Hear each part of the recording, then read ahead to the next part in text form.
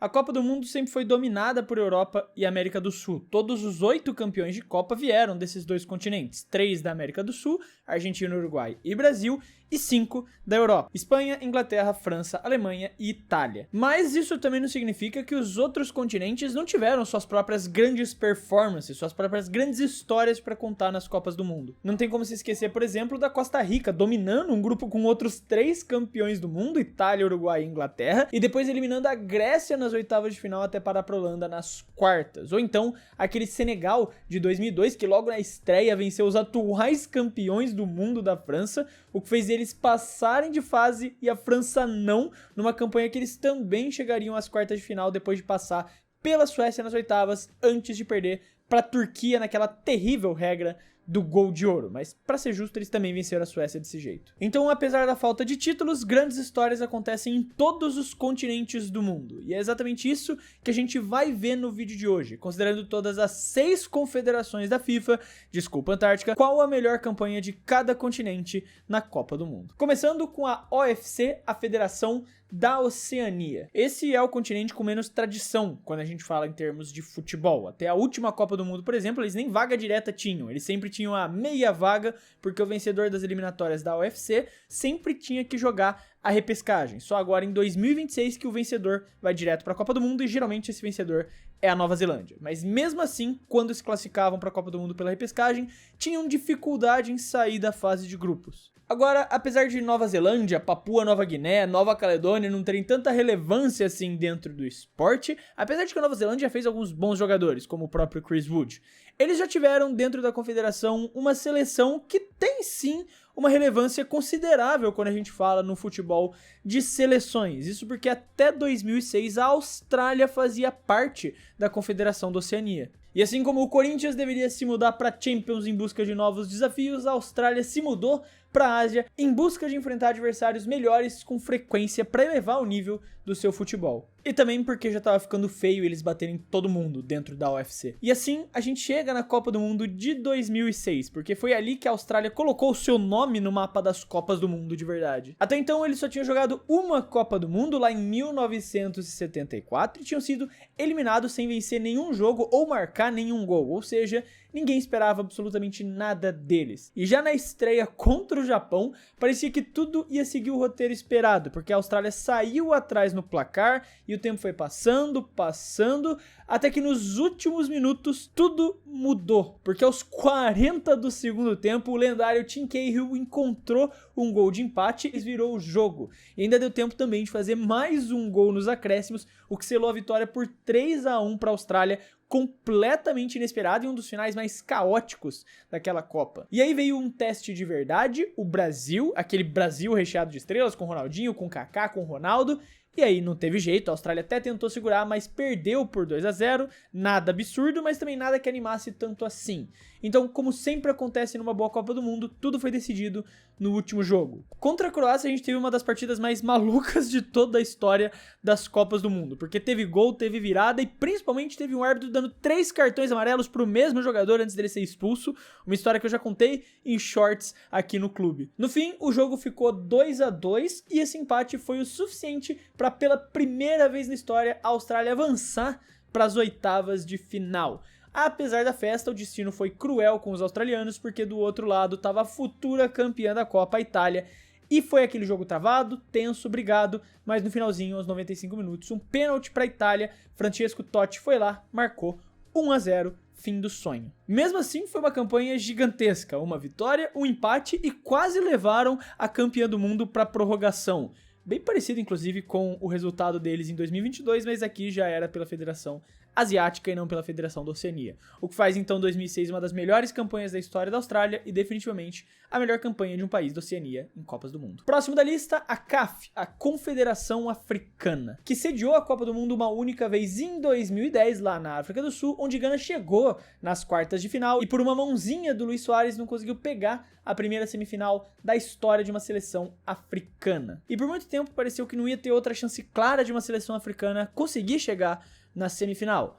Isso até a gente agora sim chegar na Copa do Mundo de 2022. Quando rolou o sorteio dos grupos e o grupo F saiu com Croácia, Canadá, Bélgica e Marrocos, muita gente achou que a seleção marroquina nem ia passar da fase de grupos. Só que logo na estreia, Marrocos já conseguiu arrancar um empate com a Croácia e no segundo jogo, de forma surpreendente, venceram a Bélgica por 2-0, o que fez Marrocos depender apenas deles mesmos contra o Canadá para passar de fase. E assim eles fizeram, marcando todos os 3 gols da vitória por 2-1 sobre os canadenses, o que selou a primeira colocação marroquina e a eliminação precoce da Bélgica naquela Copa. Nas oitavas de final eles enfrentaram a Espanha e foram pressionados o jogo inteiro, mas como a gente vai ver nesse vídeo, parece que tem essa trend.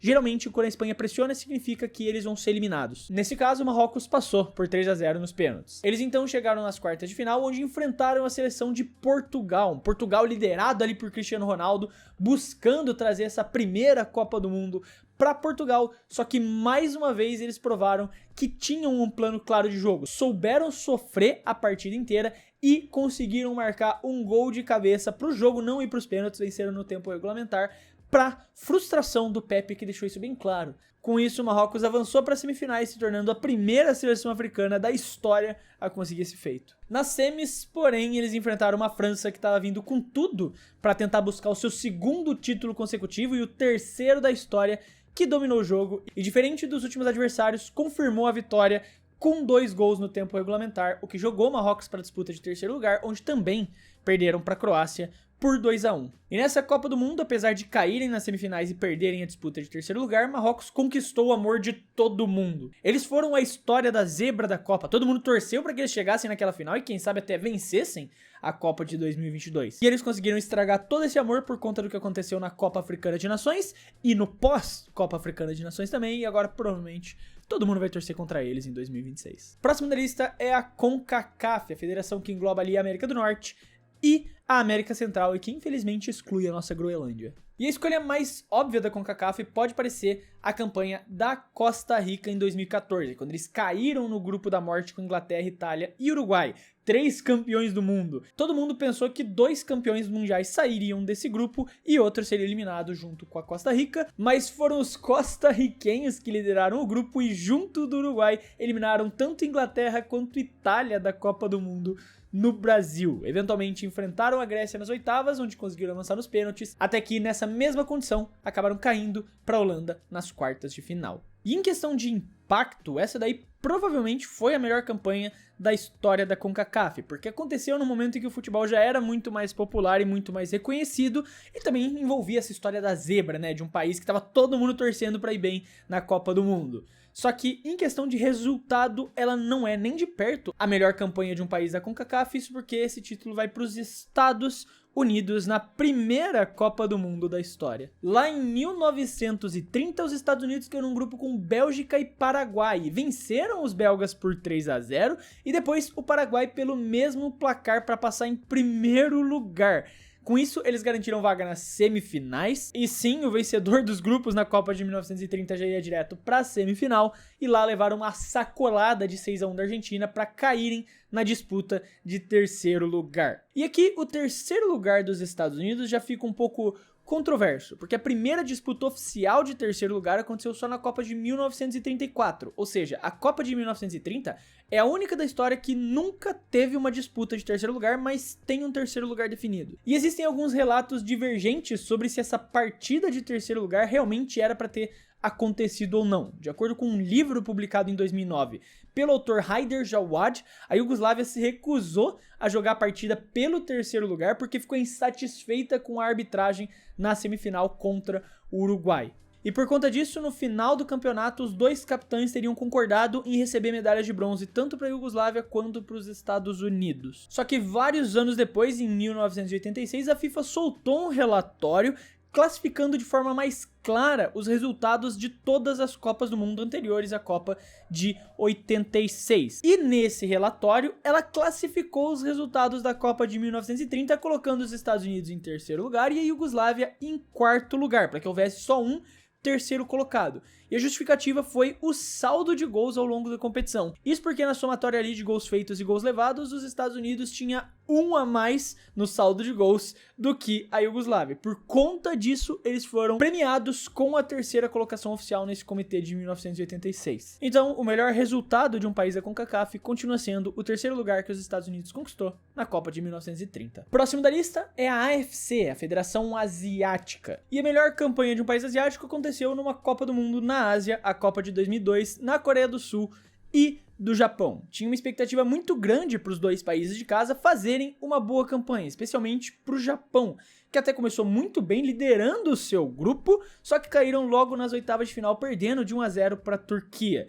E na verdade o título de melhor seleção asiática vai para o outro país sede, a Coreia do Sul, que teve uma Copa bem diferente e bem mais polêmica do que o Japão. Na fase de grupos, a Coreia do Sul caiu num grupo com Estados Unidos, Polônia e Portugal, que era um grupo realmente difícil, considerando o nível da Coreia do Sul, e contra a Polônia eles surpreenderam, vencendo de 2-0 logo na estreia, mas contra os Estados Unidos tropeçaram ali, empatando em 1-1, buscando empate no final da partida, e assim a classificação para as oitavas de final dependeu de não perder para Portugal. E aqui a Coreia do Sul surpreendeu todo mundo mais uma vez, vencendo o jogo por 1-0 e derrotando Portugal, o que fez eles também terminarem em primeiro lugar no seu grupo. O problema foi que nas oitavas de final eles iam enfrentar uma Itália de Buffon, Maldini, Del Piero, Totti e vários outros craques que jogavam naquela seleção italiana, e todo mundo estava dando como certo que a Coreia do Sul ia cair nas oitavas também. E em menos de 20 minutos de jogo, a Itália realmente abriu o placar, só que no finalzinho da partida a Coreia do Sul conseguiu marcar,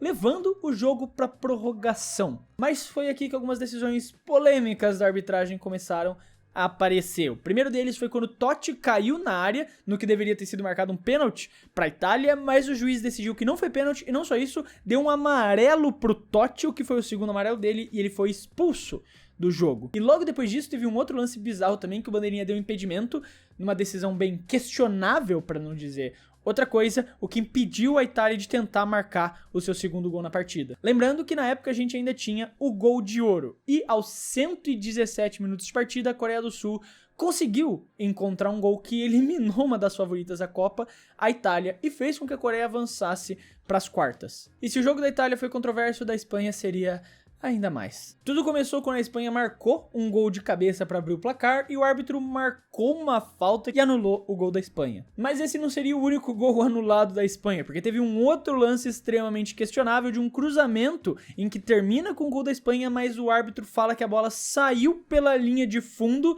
sendo que ela em nenhum momento parece claramente ter saído. Talvez se a gente tivesse o VAR naquela época, esses dois gols poderiam ter sido validados, especialmente o segundo, mas esse gol também não foi marcado pela arbitragem. E além disso, rolaram vários outros impedimentos bem questionáveis ao longo da partida que atrapalharam demais as possibilidades da Espanha de marcar qualquer gol. Com isso o jogo foi evoluindo, chegou na prorrogação, chegou nos pênaltis e a Coreia do Sul mais uma vez eliminou uma seleção forte, uma seleção favorita, e avançou para as semifinais da Copa do Mundo. Só que agora nas semifinais o adversário era a Alemanha, que com um gol do Mr. Segundo Lugar, Ballack, finalmente derrotou os sul-coreanos, e na disputa pelo terceiro lugar também perderam para a Turquia. Mesmo assim, com todas essas polêmicas e tendo perdido a disputa de terceiro lugar, a Coreia do Sul fez com certa tranquilidade a melhor campanha da história de um país asiático nas Copas do Mundo. Existe muito questionamento sobre o que aconteceu nas partidas que levaram eles até esse quarto lugar, mas em questão de resultados eles estão ali e são o melhor país asiático. Próxima da lista é a Conmebol, a América do Sul. Um continente que já venceu 10 Copas do Mundo, então tem bastante história para escolher aqui, e existem algumas que você já poderia pensar em primeiro lugar, como o título do Uruguai de 1930, em que eles fazem um campeonato com 100% de aproveitamento. Mas para conquistar esse título, eles só venceram 4 partidas, enquanto o Brasil de 1970, com Pelé, com Jairzinho, com Tostão, com Gerson, também fez 100% de aproveitamento, vencendo 6 partidas, e poderia ser muito bem o primeiro lugar da nossa lista da América do Sul. Só que ainda assim eles não pegam o primeiro lugar desse ranking pra mim, que vai ficar com a campanha de 2002 do Brasil. O fato é que o Brasil caiu num grupo mais tranquilo, vamos dizer, com China, Turquia e Costa Rica, e já na estreia conseguiu a sua primeira vitória por 2-1 contra a Turquia, mas o domínio absoluto veio nas partidas seguintes, 4 gols contra a China e uma vitória de 5-2 sobre a Costa Rica. Ou seja, só na fase de grupos foram 11 gols marcados e 3 sofridos. O Brasil então avançou para as oitavas de final, onde enfrentaram a Bélgica e venceram o jogo por 2-0. Nas quartas de final derrotaram a Inglaterra por 2-1, sendo esse inclusive o último gol que o Brasil levaria nessa Copa, e nas semifinais venceram a Turquia por 1-0, o que fez então o Brasil chegar na final contra a Alemanha, onde foi pentacampeão numa vitória consolidada por 2-0. Terminando então essa Copa com 7 vitórias em 7 jogos, 18 gols marcados e só 4 gols sofridos. Por isso, pra mim, a campanha de 2002 do Brasil é a melhor campanha de uma seleção sul-americana na história das Copas. Por último, mas não menos importante, a UEFA com a Europa. Agora, o continente que conquistou o maior número de títulos de Copas do Mundo, espalhados ali entre 5 seleções. E assim como na América do Sul, você tem uma quantidade muito grande de histórias que você pode escolher como a maior conquista da história do continente. E usando o critério de 100% de aproveitamento, você pode trazer a Itália em 1938, que conquistou aquela Copa também sem perder nenhuma das suas partidas. Mas, novamente, para isso precisaram fazer enfrentando só 4 adversários. Muito diferente do que a Alemanha, em 2014, teve que fazer para o que eu considero a maior conquista da história da Europa. Num grupo relativamente difícil com Portugal, Gana e Estados Unidos, eles começaram a campanha goleando Portugal com 4-0, se provaram os inimigos da língua portuguesa nessa Copa. Depois disso, tiveram o seu pior jogo no campeonato, um quase tropeço, uma quase derrota contra a Gana, mas fecharam o grupo com uma vitória por 1-0 sobre os Estados Unidos para passar em primeiro lugar. Nas oitavas de final, apesar da vitória de 2-1, foi um jogo muito disputado e que quase perderam, mas conseguiram avançar para as quartas e lá venceram a França por 1-0. Até então a Alemanha já tinha marcado 10 gols em 5 partidas, tendo uma média então de 2 gols por jogo. E nas semifinais eles enfrentaram o Brasil e aplicaram aquela goleada histórica de 7-1, onde então eles avançaram para enfrentar a Argentina na final e venceram os argentinos por 1-0 com um gol marcado na prorrogação. E apesar de não ter sido 100% de aproveitamento, foram 6 vitórias e um empate, essa campanha ainda assim é muito mais impressionante do que foi a campanha de 1938 da Itália. Porque ao todo eles marcaram 18 gols e sofreram só 4 em todo o campeonato, o que mostra então uma campanha verdadeiramente dominante por parte da Alemanha e que pra mim justifica ser a melhor campanha da história da Europa em uma Copa do Mundo. Mas aí tá a melhor campanha de cada continente em Copas do Mundo. Eu quero saber a sua opinião, se você concorda, discorda, se você mudaria, trocaria alguma das campanhas que eu escolhi aqui no vídeo. Quero saber o que você acha, então escreve aí nos comentários. Lembrando aqui também que se você gostou do vídeo e quiser ajudar o Clube do Fute, você pode fazer isso se inscrevendo no canal, que ajuda muito a poder continuar produzindo todos esses vídeos aqui pra vocês. No mais, eu quero deixar um abraço pra você que ficou até aqui e até o próximo vídeo.